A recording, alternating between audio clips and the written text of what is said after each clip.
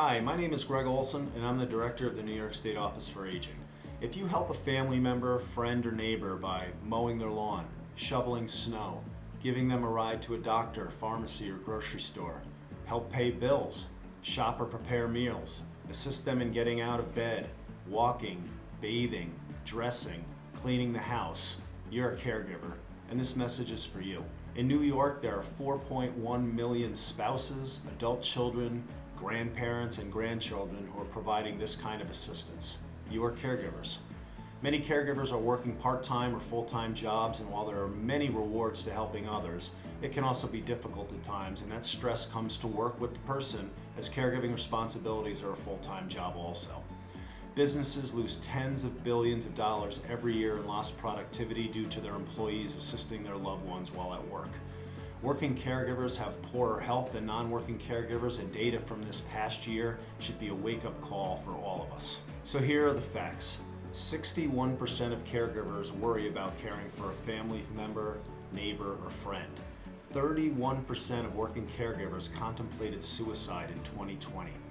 33% of caregivers use substances to cope, and 50% use food as a stress reliever. I started by saying you are a caregiver if you do any of the tasks. Why? Because 55% of caregivers don't self-identify as such.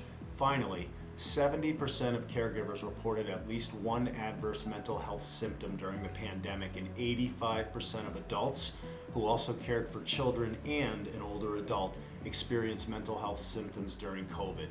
Half had suicidal thoughts.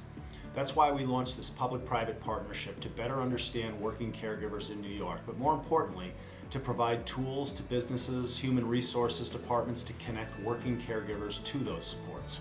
Over 90% of HR departments want to do more for their employees but are not sure what to do.